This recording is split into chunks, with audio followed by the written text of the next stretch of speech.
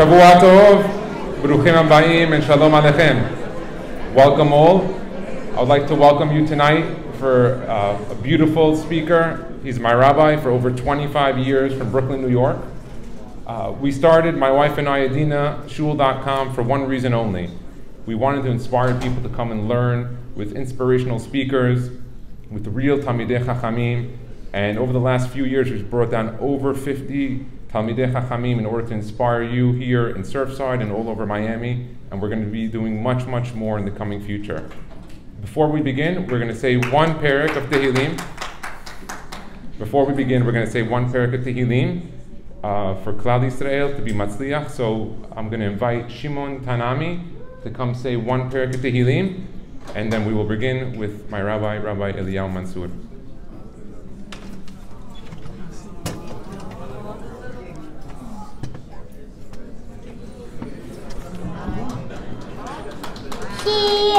Shir Lama'alot Esa Enai El-Harim Me'ayin Yavo Ezri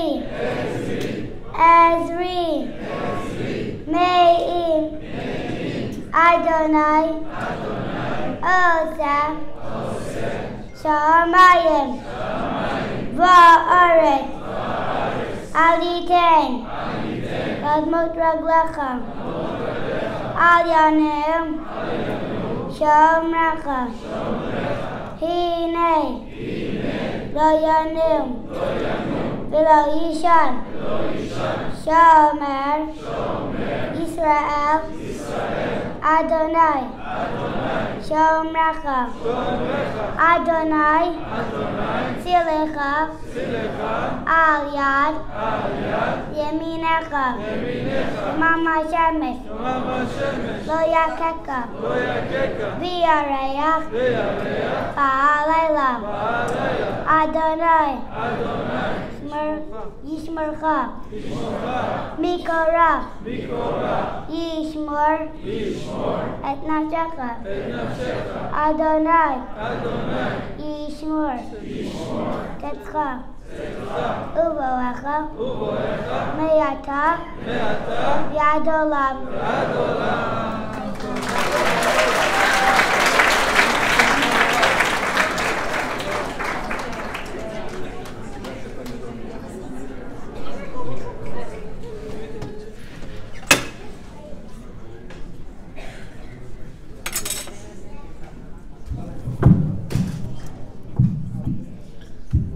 Shabbat Tov Mevorach. I've been to many Tehillim readings, but none as pure as the one that we've just experienced. And I am certain that with such a Tinokot Shel Bet Rabban, the young, pure souls of our nation leading a Tehillim like that, I'm quite certain that just like on earth it has created an emotional stir for our members here tonight, I'm sure even the heavens are going to have a hard time denying that prayer from being answered. I want to thank Mr. Dagmi for hosting tonight. I want to thank the young Israel of Bal Harbor. I want to thank the new rabbi, wish him well in his new position. I'm sure he'll succeed. And it's quite impressive. Motzei Shabbat, after a full day of eating, learning, and praying, that Baruch Hashem, we have a full house here tonight without an empty seat. Mi kamecha ki Yisrael, who is like our nation and like our people. On the way in, somebody said, how can we miss it? Saturday Night Live. It's not too sure what he meant exactly, but nonetheless, because we have such a large crowd here tonight, I felt that I must reveal a great secret. And believe me, it's a secret. And I think it's pertinent and it could be used, relevant during the war that we're experiencing. But that'll be at the end. We're a few weeks before Hanukkah, So I'd like to direct my comments related to the upcoming holiday. There must be mental preparations. Besides the physical preparations of buying the equipment and the hardware and setting up the menorah, our holidays also need some intellectual stimulation to prepare us mentally for what we're about to do. So I'd like to begin the talk tonight with a segula. Now, I know our nation has an affinity to segulot. Basically, a segula is, you do something and it brings a certain, hopefully a positive result. I must admit that I am very skeptical when it comes to segulot, because a lot of them are unfounded. There's no source for them, and it's just some sort of scam or some sort of good idea that somebody has, and all of a sudden turns into a segula. Read this 40 times forwards and 16 times backwards and jump a few times. And again, I don't like to... the red string. Yeah, the red string is my favorite. Somebody asked me, is it a segula to wear a red string around your wrist? I said, absolutely. He says, Baruch Hashem, because he was wearing 2 of them. I said, it's a segula for parnasah. So, Baruch Hashem. I said, the one that sold it to you made a lot of money. For him, it was a very good segula, that's for sure. I'm not sure about the guy who bought it, but anyway, so I think we should be cautious whenever it comes to, even though the nation of B'nai, we are called Am Segula. So we have a certain attraction to these get-rich, quick schemes, but again, they have to be verified. So I'm coming to tell you one tonight that is verified. And you might have heard of it, but now I'm going to teach you the source, and I'd like to teach you how it works, the mechanics of it.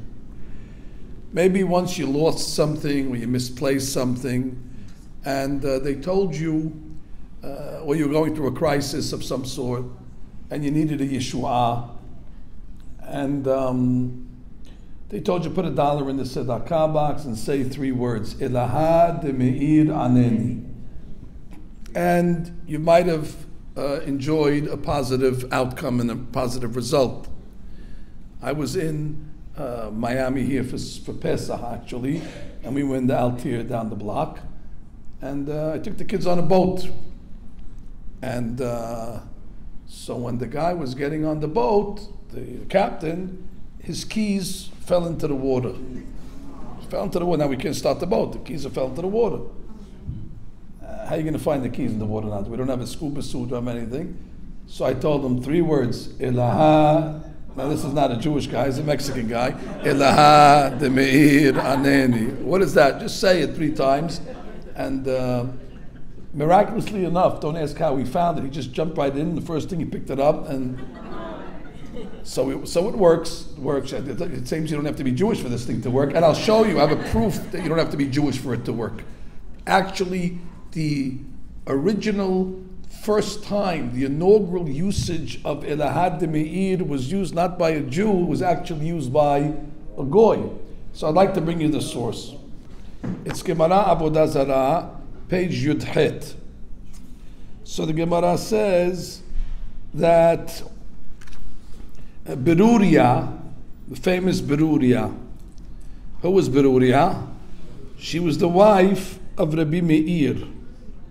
Yes, she was the wife of Rabbi Meir. Precede Rav Hananya ben Teradion Havai. And she came from great stock. She was the daughter of a great rabbi called Rav Hananya ben Teradion.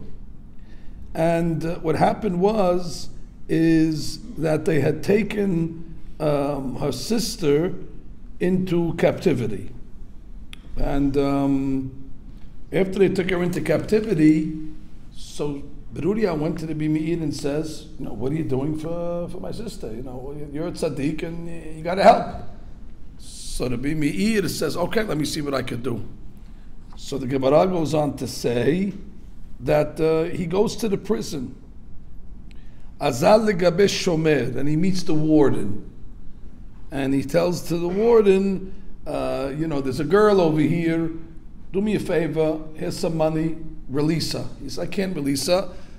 The government has a strict, list of who all the inmates, and if they see this girl missing, I'm going to be in danger. So the Meir comes along and says, after he says Mistafina means I'm afraid min malchut. Amar le, he says, no problem, I have a sigula for you. You see those dogs? The dogs that they had protecting the prison were ravenous dogs. They were like cannibals. They're man-eating dogs. So the Meir says, we're going to release the dogs, and they're going to come at you. And you're going to turn to them and say, ELAHA DeMEIR ANENI, ELAHA DeMEIR ANENI, ELAHA DeMEIR ANENI, and they're going to stop in their tracks.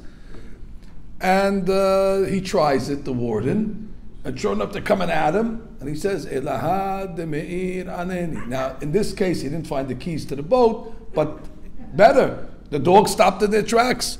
So he says, that's incredible. He says, you never have to be afraid. If the government is going to come after you, and they're going to, punish you for freeing this girl, you just say those 3 words. So he frees the Meir's sister-in-law. Sure enough, the government comes after him, and they take attendance, and they find out that he actually let an inmate go, and they bring him to the gallows. And he's at the gallows, and he has the guillotine on his neck. And all of a sudden he says, ELAHA DeMEIR ANENI, and all of a sudden everybody runs away, and the guillotine opens up, and he's able to free himself. So that's the source of where it comes from. So this is a Gemara. So this is not some fairy tale or some Sigula de jour. This is actually coming from a documented source. Gemara Avodah Zarah, Daf Yud Het. Now follow what I'm going to tell you in the back of the book. There's a rabbi called Maharsha. See, the Maharsha, there's small words, and then there's even smaller words. What I'm reading you tonight is from the smaller words. Most people skip this, but there's a great secret here. If you would have asked me last week, what does ELAHA DeMEIR ANENI mean? Who is Meir? Meir. Right, Meir Balanes. That's what I would have said. If you'd asked me to translate ELAHA DeMEIR ANENI, I would have said, the God of Rabbi Meir, answer me. And I'm embarrassed to say how wrong I was. Because the Maharsha writes that we have a rule. ויש לדקדק. איך ייחד רבי מאיר שמו של הקדוש ברוך הוא על עצמו בחייו?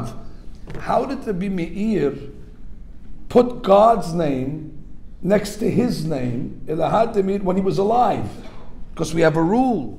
שהרי אמרו, אין הקדוש ברוך הוא מייחד שמו על הצדיקים בחייהם. God will not put his name on the tzaddik as long as they're still alive.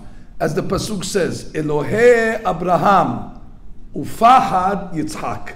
Abraham was dead. He had passed. So it says Elohei Abraham.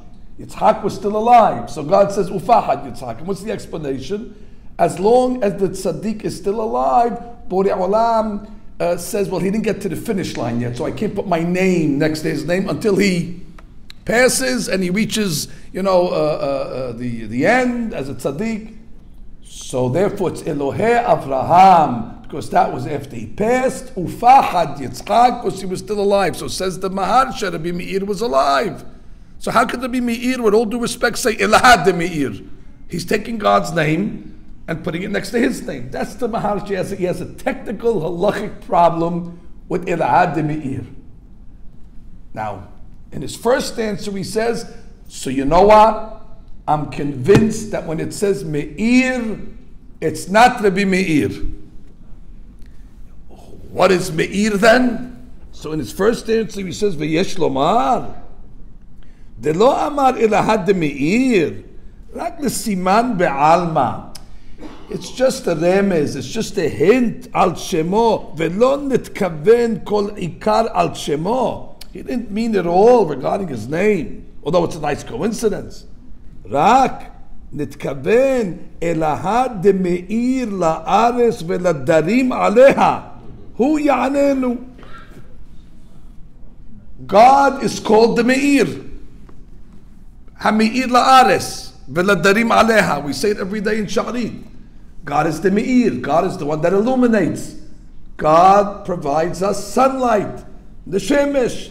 So it's not wrong to call God DeMEIR.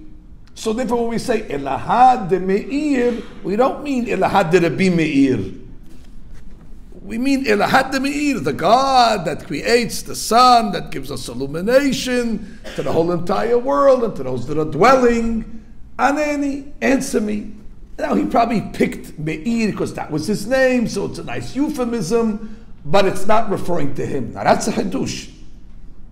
I'm going to say 99% of Sigula followers are not aware that ELAHA DeMEIR is not Meir. If you look in some of the Silichot books, we sing ELAHA DeMEIR in Silichot. You see in some of the books they have in parentheses, ELAHA de Rabbi Meir. Well, I think we should keep it in parentheses because according to this Maharsha, it's Meir La'aretz. Fine, but that's not what I came to talk about tonight. It's the second answer of the Maharsha that to me, it is nothing short than stunning. I see that these seats do not have seat belts, so I'll ask you to hold on to the railing. I don't know if they paid the insurance yet this month, the shul. And we don't want a liability. This is incredible what I'm going to read you now. O she'amar ELAHA DeMEIR lanu, the God that brought us light, b'malchut Yavan, during the kingdom of the Greeks, b'nes hanerot shel Chanukah, by providing us and making us the miracle of lights, holiday of lights, Hanukkah.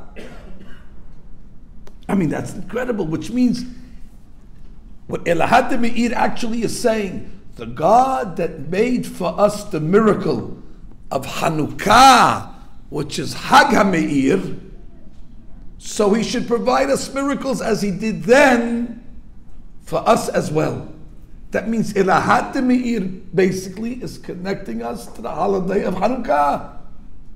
That's amazing. And you know the miracle of Hanukkah, they found the Pak Shemen, and there wasn't enough only for one night, and then it lasted for 8 nights. When I studied in Lakewood Yeshiva, so they used to give the weekend off for Hanukkah. So you get Friday, Shabbat, and Sunday, which is a big thing for the yeshiva to give any days off. But what would happen is the boys would end up taking the whole week. So the Rosh Yeshiva would say it's the 1-day vacation that turned into 8 days. It's the miracle of the Lakewood vacation in the yeshiva. And it happened every year, so it's even better than the miracle of Hanukkah. But to me, that's an amazing concept. ELAHA DeMEIR, when you lost your object, or when you're going through a crisis, or you have, God forbid, some sort of distress or some sort of issue, and you need a Yeshua, so where are we drawing our salvation from? The salvation is coming from Hanukkah.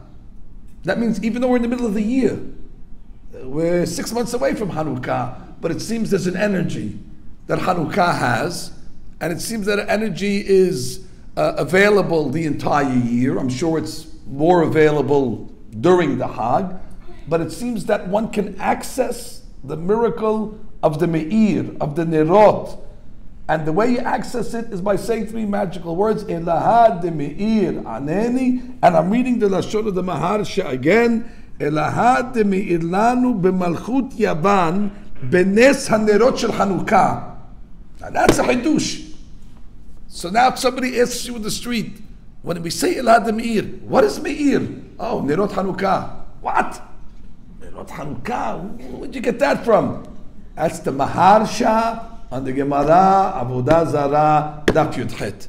That's how he learns.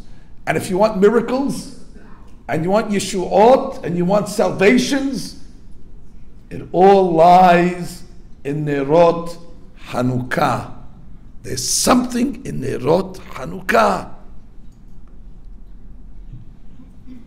I must point out, I don't think it's a coincidence, but there's a great rabbi called Ben Ish Hai, Rabbeinu Yosef Hayim from Baghdad, And he writes, interestingly enough, in Hilchot Hanukkah, in Parashat Miketz, the first year, and he says, by the way, some of the tzaddikim have a custom that when they light the Nerot Hanukkah, on one of the nights of Hanukkah at least, they put a separate candle away from the menorah and they light it in honor of Rabbi Meir. And they say, ELAHA DeMEIR ANENI. That's amazing. That means the Ben Ish Chai also understood that the menorah is the Meir. That's the Meir that we're talking about. And if you want to have Nisim, V'niflaot, and Yeshuot, we must figure out how to connect to the Meir, to Nerot Hanukkah. And that's what I came to analyze tonight. What is the secret? We have a holiday called Pesach also. We have a holiday called Sukkot. We have so many holidays. Why is it Nes Hanukkah and specifically the Nerot, the Meir, that brings for us energies that are supernatural? And I point out, Hanukkah is it's not the only supernatural holiday we have.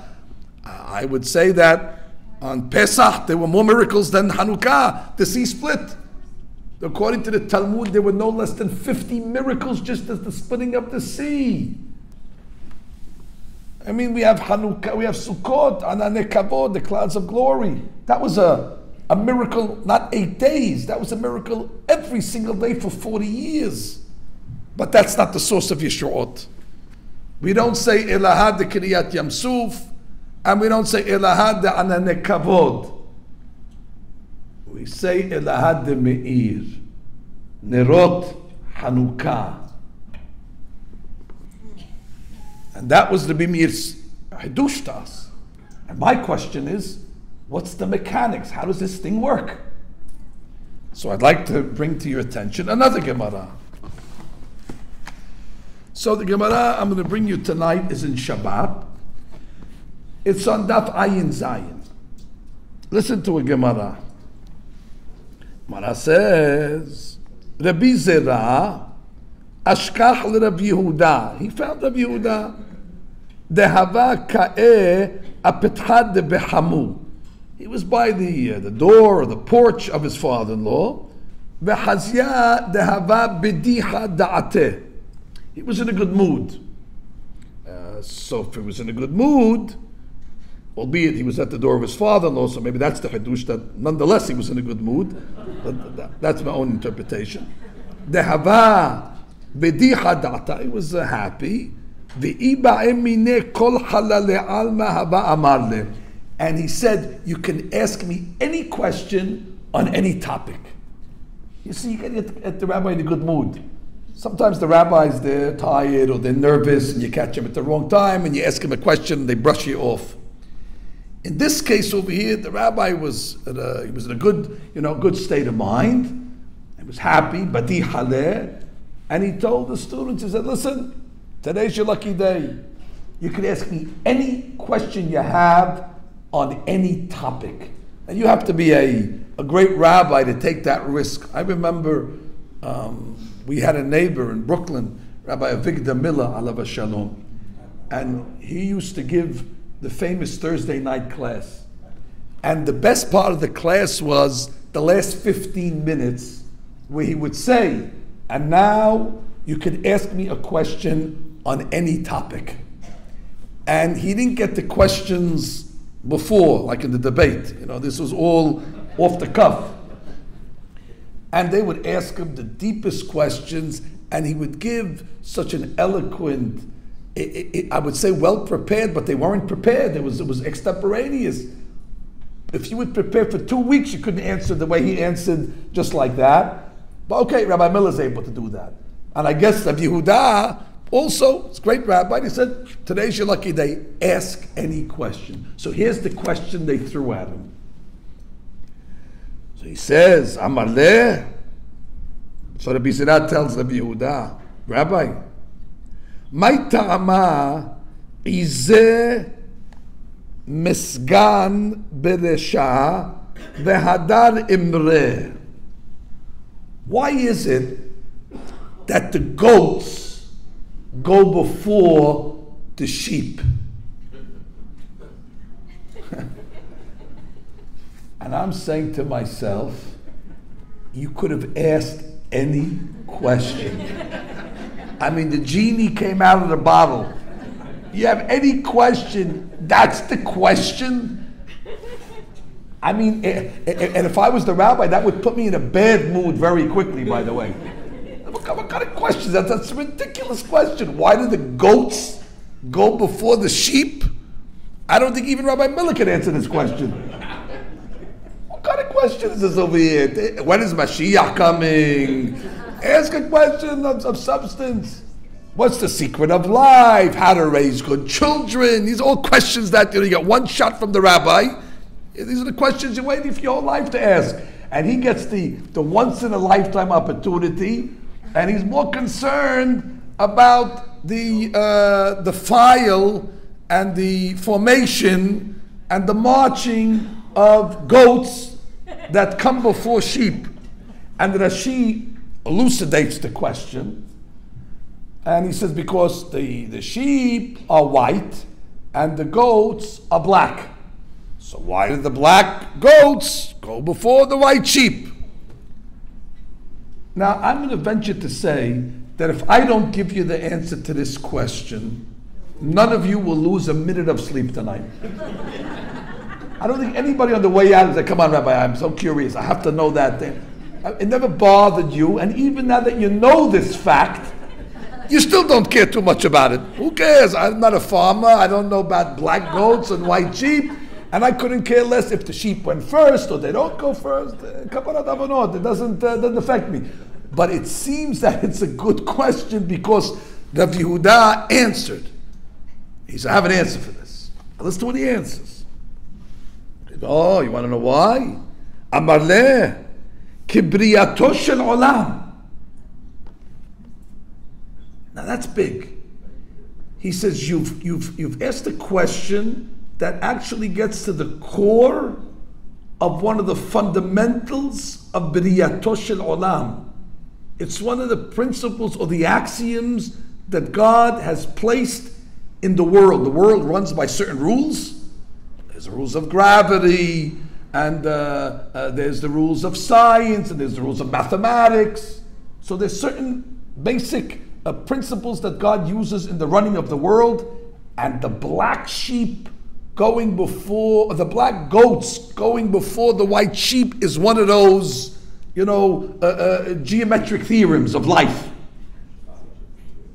What is it? He said, I'll tell you what it is. The Beresha Hashocha Vehadar Nehora. The rule at work here is it's got to be dark first and then the light. And there's the answer. And I didn't really understand the question too much, and the answer sounds even more enigmatic. That there's a rule. The dark has to precede the light. Vahi Erev, Vahi Boker. And you see it now, so the next time you're in in a farm somewhere in the middle of America, and you see the black goat traveling before the white sheep, you have to say, this is B'riyato shel Olam. You're witnessing over here a core principle of the way Hashem placed and invested in the world. The Hoshech must precede the Or, the light. So I went on a search to try to find some rabbi that will elucidate this principle. I never learned this principle. That Hashocha Vehadar Nehora. To the credit of the Kahal, not my credit, I found an essay by a rabbi called Rav Tzadok HaKohen. Rav Tzadok HaKohen wrote many sefarim. The book that I'm quoting from tonight is called Precede Laila. He wrote this book in chapters. This is in the 24th chapter of Precede Laila. You could look it up yourself, it's good reading. I'll paraphrase what he says. He's quoting this Gemara, and he says there's a klal, there's a rule, it's axiomatic, the way Hashem created the world. before something great is going to happen, something positive, something phenomenal, something beneficial, there always has to be a difficult and a dark and a complicated road that precedes it. It's the way it is. And he says, I'll bring you an example. The greatest day in history is Matan Torah. The 6th day of Sivan, the year 2448 from creation. But that day was preceded by 210 years of the Jewish people suffering through one of the most bitter exiles of their existence. Avodat Parich, backbreaking labor for 86 years. Paro taking bloodbaths, 300 children a day. The Egyptians using our babies as human bricks. Don't believe when they tell you that it's unprecedented. The news likes to use that word because it catches your attention. Unprecedented means never happened. It's unprecedented in our lifetimes, maybe. But King Solomon was wise when he said, En kol hadash tahat hashamish. There is nothing new under the sun. We were not around in Egypt when Paro was killing 300 babies a day, taking bloodbaths. So that was the Hoshech, and it was a long, dark night. But then at the end, when the sun started to come up, so then we have all of a sudden Moses standing at Har Sinai giving us the Torah. And according to Rav Tzadok HaKohen, you couldn't have gotten to the white sheep. The Jewish people are compared to a sheep. You couldn't have got to that moment at Har Sinai unless you went through the dark tunnel of Galut Mitzrayim. He doesn't say why it has to be that way, but that's the way it is. His second proof, which is even a little more interesting, he says the Jewish people build the Mishkan, the tabernacle. So the Mikdash becomes the portable Bet Knesset that would travel with the Jewish people during the 40 years of the Midbar, and the Shekhinah would rest in the Mishkan. That's a very, very important structure. But what was the impetus to build the Mishkan? The sin of the golden calf. The Jewish people reached a very low level. And as a result, after it was all over, God said, instead of taking gold and using it to build some Avodah Zarah, take that same gold and build the Mishkan in my name. But it had to go through a very, very low, dark place. The black goats had to go before the white sheep. And if you look in history, you'll see it 1,000 times. I mean, just look at our history.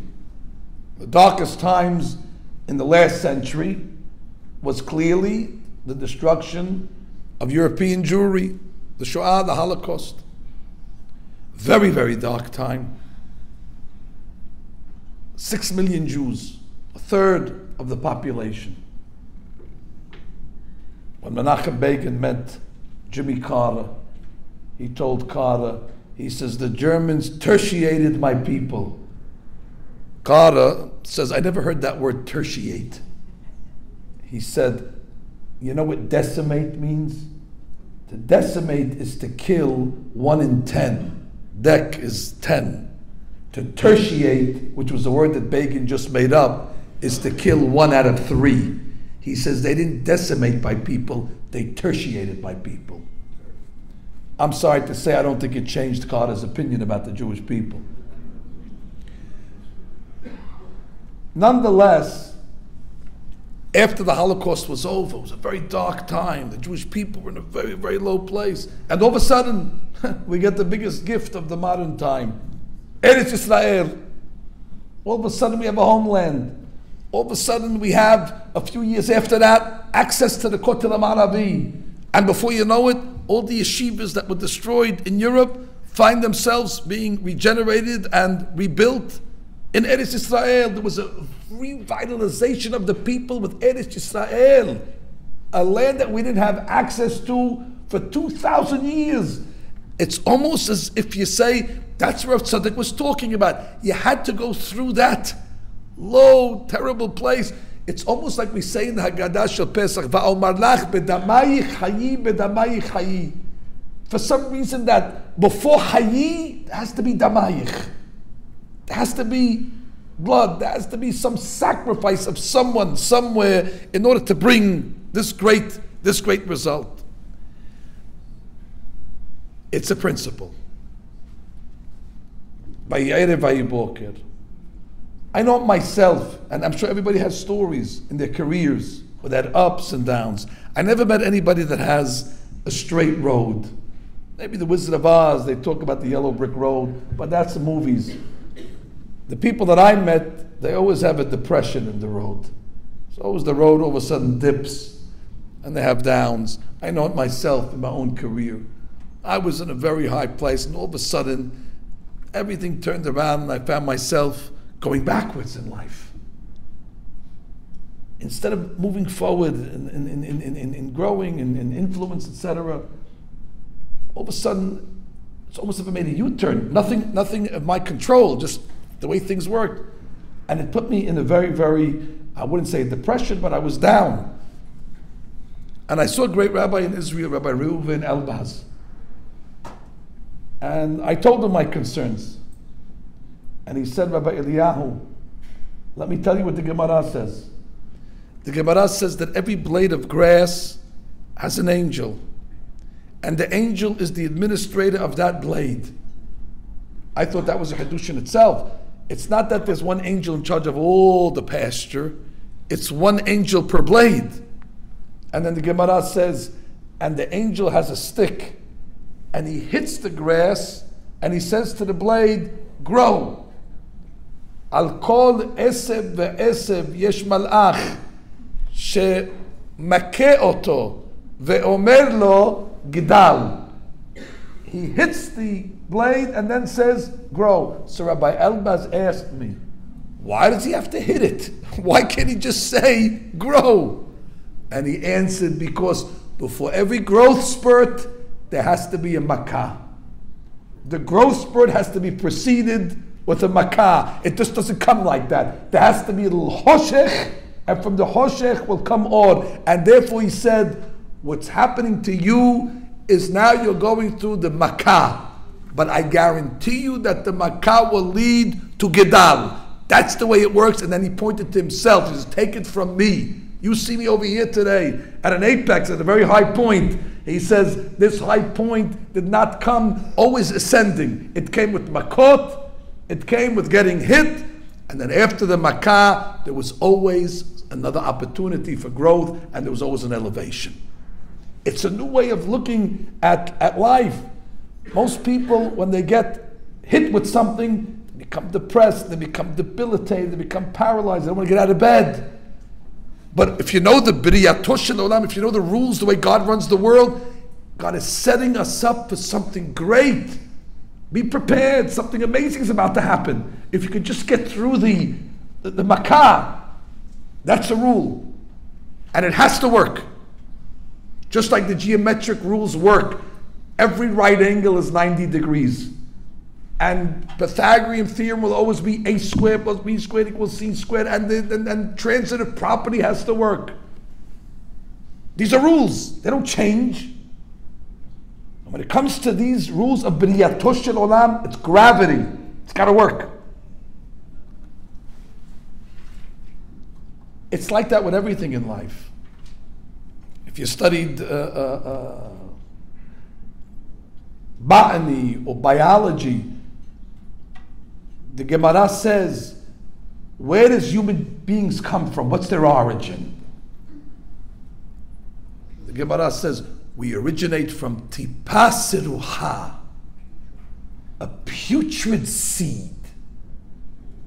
Now I understand a seed, but putrid? And the Gemara goes on to explain, because in planting, the seed always decays first. it reaches almost a point of deterioration. It becomes putrid, and then all of a sudden, from the darkness where you thought there's no life, something grows. It's not a tipa. It's got to be siruha before it's able to bring life. It's the way it is. I mean, look at our people. In Egypt, we reached the 49th level of impurity. That's a low place. That's darkness. Incidentally, it wasn't 49. It was 49.99999. We were 1 nanosecond before the point of no return. And then what happened? From the greatest darkness, Yetziat Mitzrayim, and we went from 49.999 negative to plus 49.99. It's just the way it works. To me, it's very comforting. But I said to myself, is there a way to bypass this system? Because to be honest with you, I don't like this system. I understand I have to accept the system, and I understand I cannot change gravity. And I can't change a right angle. But I want to know, instead of taking the tunnel, maybe I could take the bridge. Maybe there's another way that I could bypass having to go through Hoshech to get to Or. Congratulations to all that are here tonight. I found it. It's my lucky night, and it's your lucky night just as well. I found it. But you just need a little introduction. It's going to sound mystical, because it is. And I'm telling you now, it's based on some Kabbalistic source, but also has its roots in the Talmud. Did you ever hear, let's start with this. God creates the world, first day, Yehi Or, let there be light. How did you learn it? You say, oh, the sun. No, it can't be the sun. The sun wasn't created until Wednesday. So what is Yehi Or? Unless you tell me, no, God created the sun, but he just put it on earth. He didn't hang it up yet. That might be one interpretation. By the way, side point, maybe we'll meet again to talk about this. When they tell you, the scientists, and they're proving this today, that in the beginning of the creation there was a great explosion of light. When God created the world, the first thing he says is Yehi Or. So there's already, in Kabbalistic sources, it started with a great explosion of light. So when they talk about whatever they refer to it as, they might, I don't want to, but the point is, they might not be wrong. They might have the years wrong, but they're right on the concept. But I'll tell you what the Gemara says Yehi Or means. It wasn't the light of the sun. Hazak Baruch. It refers to a spiritual light that's called Or Ganuz. Or Ganuz. What is that? It seems there was a very spiritual light that existed. It was created on day one. However, God did not reveal it to the actual world itself until the first Friday. Friday afternoon, actually, it came out. This Or Ganuz is a spiritual light that's very, very, very strong, very powerful. It lasted 12 hours on Friday, 12 hours Friday night, and 12 hours Shabbat. It only lasted for 36 hours. After that, Motzei Shabbat, it disappeared and went back into the Genizah box. That's what it's called, Or Ganuz. God said, the world is not ready for this light. Motzei Shabbat, Adam realized that light left. So he replaced it with a physical light. It says, Motzei Shabbat, Adam took 2 stones and he rubbed them together. And all of a sudden, a fire came out. And that's why we make the beracha on Motzei Shabbat, Boreh Me'oreh Ha'esh. We're commemorating the invention, not of the light bulb by Tom Edison, but we're commemorating the invention of fire, of Adam HaRishon, on Motzei Shabbat. And what was he trying to invent? Because he lost the Or Ganuz. Okay, great. 36 hours Or Ganuz. But it didn't bother me so much that we lost the HaGanuz, to be honest. You know why it didn't bother me? 'Cause I don't know what it is. So therefore, I mean, you got to know what it is, and then you say, oh, we lost it. But I don't know what the item is in the first place. Okay, so there's no more HaGanuz. Fine. Starbucks open? Yes. Ah, Baruch Hashem. I need a coffee. I don't need HaGanuz. That's what I was thinking. I mean, practically speaking, what's the HaGanuz anyway? So I needed to try to figure out what is HaGanuz, and then I could appreciate what we lost. So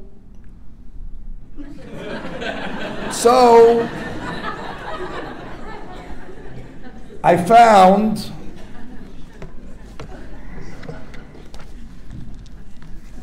a comment. I found a comment from a rabbi called Sfat Emet. And Sfat Emet says a big hiddush. He says, listen, there's two types of light. One he refers to as Or HaSoref, and one as he refers to as Or HaMeir. I explain. What is Or HaSoref? That's the light that comes through what we call combustion. If you take, for example, oil, before the light can come, or simultaneously as the light is coming and lighting, the oil is deteriorating. The oil has to turn into a gas, has to evaporate in order, you have to burn the oil in order for the fire to come out. That's called Or HaSoref, which, by the way, teaches us the principle of B'riyato Shel Olam. First, in order to have a light, you have to have a deterioration of something. When you light a wax candle, you need to melt the wax first, and after the wax, well, then you already have a fire. First has to have darkness before you have light. That's the regular way things work. It's called Or HaSoref. But there's another Or that you never saw before. It's called Or HaMeir. That's a light that you light, but there's no deterioration. It doesn't need to go through the process of Hoshech to bring Or. It goes directly to Or straight, and it bypasses the negative. It bypasses it. It's Or HaMeir. And that's Or HaGanuz. When Or HaGanuz was around, the world did not follow the principle of the Gemara that I just quoted to you. That first you have to have the black goats and then you have to have the white goats. That's in this world. But in the world of Or HaGanuz, the white sheep come first. You don't need to go through a makkah in order to grow. You don't need to have a depression in order to come out of it. In the world of Or HaGanuz, it's Or HaMeir. There's light without any evaporation of the oil. It says when Mashiach comes, the Or HaGanuz will be coming back to us. And it says baked products will grow on trees. You're not going to need to go to work. You're not going to have to go through a process. Not that go stand on a line in the bakery. Even if you go to the tree, you're not going to have to cut wheat and then grind it, and then you're going to have to sift it, and then ladies have to make the challah, and they go through all the 11 processes of baking the dough. No. You go to the tree, and take a challah, finish. It's going to be all ready. No more challah parties. Now we'll figure another party, I'm sure. But the point is, that's Or HaGanuz. It's Or HaMeir. So I said to myself, if somehow we can access Or HaGanuz, that would give us the secret in life, how to go straight to success without having to deal with the dips and the downs and the negatives that usually precede it. All right, so I went to start to look. Where am I going to find HaGanuz? Oh, that's an educated guess. How did you know? Well, let's go slow. I found it actually in the Rokayah. There was a great rabbi called the Rokayah, and he says that HaGanuz actually manifests itself 4 hours a year. And if you're lucky enough to catch those 4 hours, you're able to access the world where the white sheep go in front and you don't need the black goats to go first. What are those 4 hours a year? So he says that every night of Hanukkah, we're commemorating a miracle. What was the miracle in Hanukkah? They lit the menorah. They only had enough for one night. The Beit Yosef says when they came back the next day, they found that the oil was still filled to the top. That's called Or HaMeir. That's a light that comes without having the oil burn. That is Or HaGanuz. Where there's no Hoshech that needs to precede the Or. There was still just as much amount of oil. It did not dissipate. It did not disappear. That's Or HaGanuz, he said. And the Or HaGanuz, says the Rokayah, every year when we light a menorah, the first half hour, there's a manifestation of Or HaGanuz. Now I know our oil disappears, but it doesn't matter. We're commemorating Sha'asa Nisim La'avotenu Bayamim Hahem. We connect to Or HaGanuz. And since there's 8 nights and a half hour a night is the minimum for the mitzvah, so it's 4 hours a year. So the books bring down at that moment of the lighting of the menorah, the first half hour. If you know what I do, I start to pray to God and say, God, all the things that we're going through, I know it's a process. I know the process is the hit has to precede the gedal. But now I'm in front of Or HaGanuz. And in front of Or HaGanuz, it doesn't follow that system. And in the merit of the menorah and the lights, let it go straight, without the introduction of Hoshech.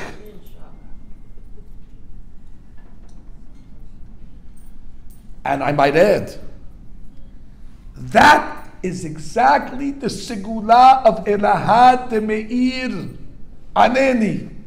When we say ELAHA DeMEIR, we're connecting to the Meir of Nerot Hanukkah, like the Maharsha said.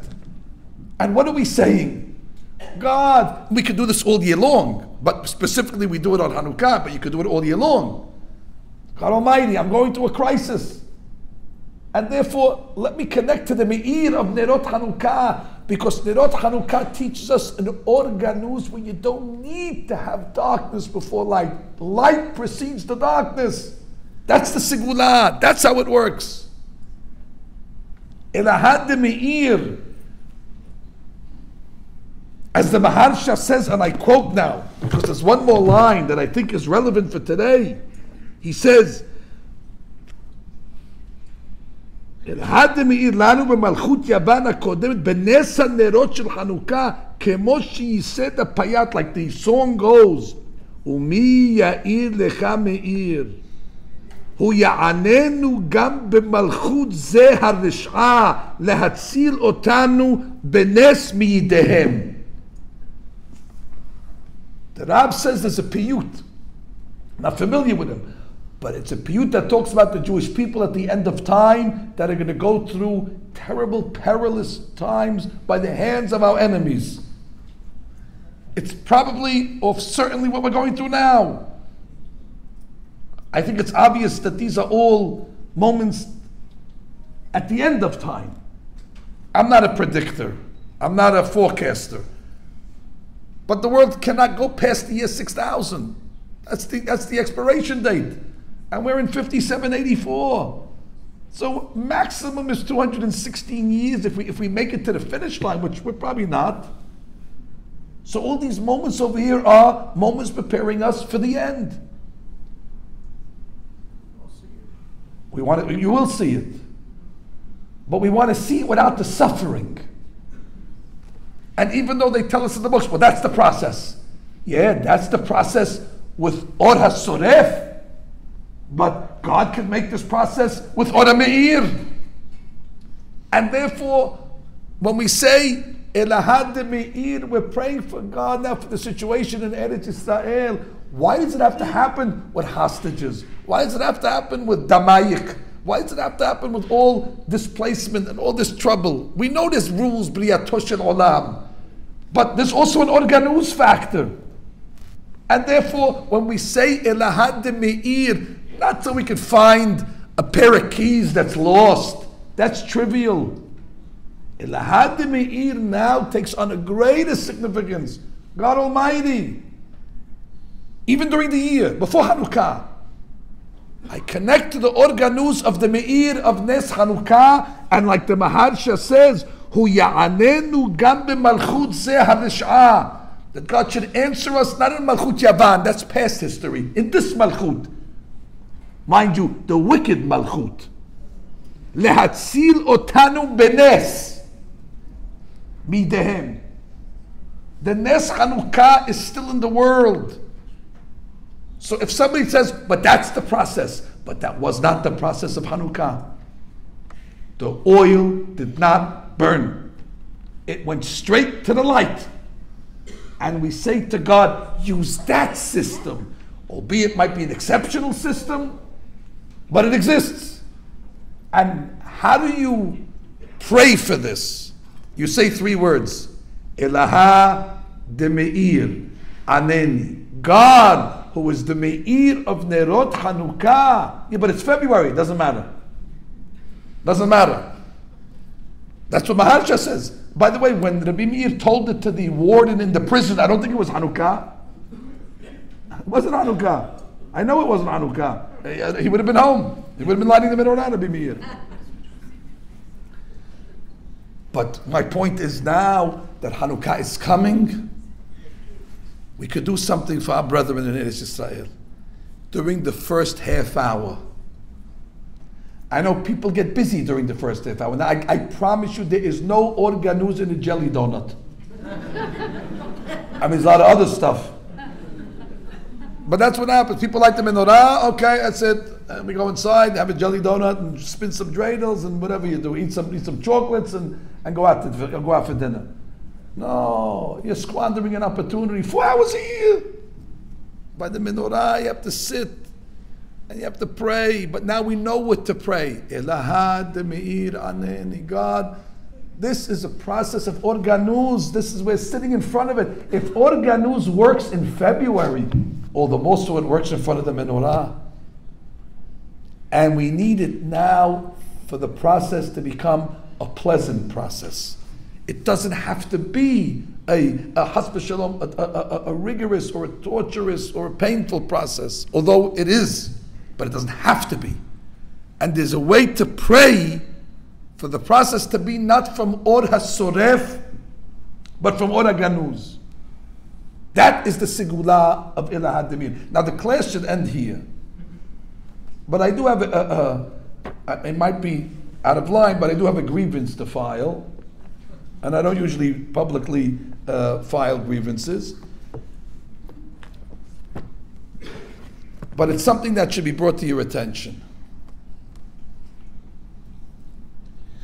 Since the lighting of the menorah has such a value, it's Or HaGanuz. You must know that when it comes to the performance of mitzvot, part of the mitzvah, and maybe the key of the mitzvah, is the preparation for it. Although in the modern world, nobody wants to be bothered with the preparation. Today it's a phone call, build my sukkah and make sure you take it down also.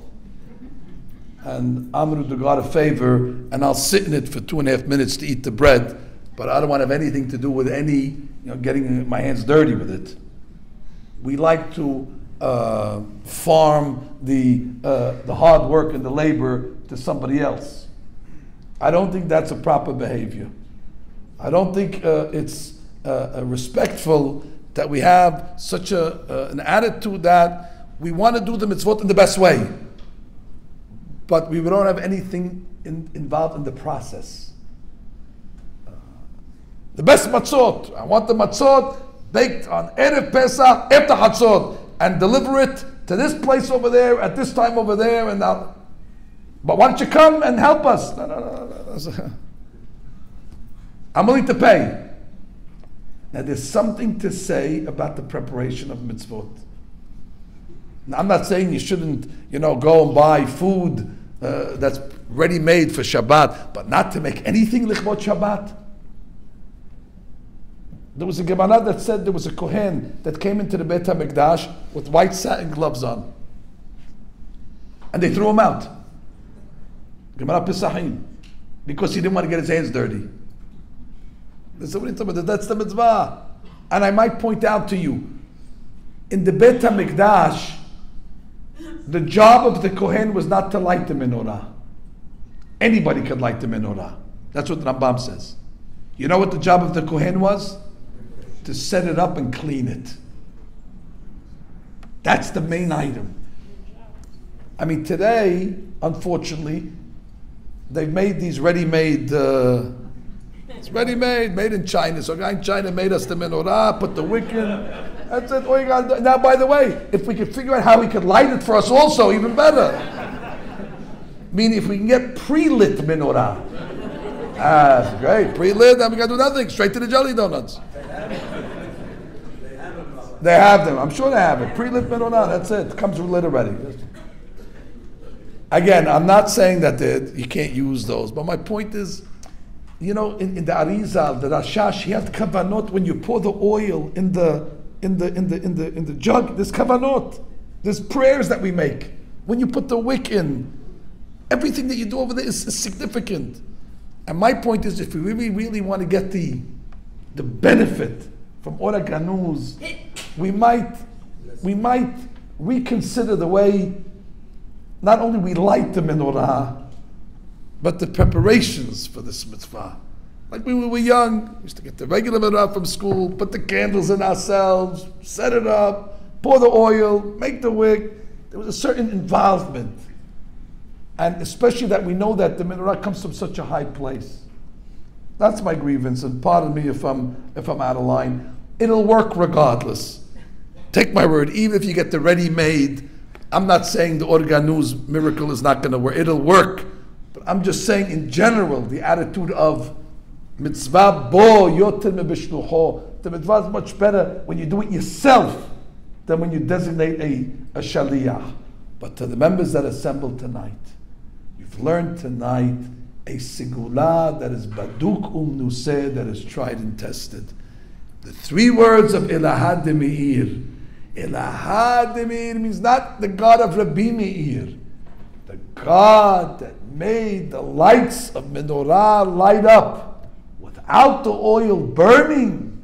You went against Briyato Shel Olam, that the black goat doesn't need to come before the white sheep. You don't need to have Vahi Erev before Vahi Boker. You don't need the Makkah before Gedal. Meir reminds us it can happen a more pleasant and easier way. So it is our prayer, first and foremost, with Eretz Yisrael. ELAHA DeMEIR ANENI. The same miracle you made on Hanukkah with the Shemen. Let the process be or. Let it be light without a darkness, not preceding and not following. And then in our personal lives. And everybody has to think of their own situations. And we pray to God as well. Today, tomorrow, all year, but specifically during the 4 hours of Hanukkah. ELAHA DeMEIR ANENI. Shavua Tov u'mevorach.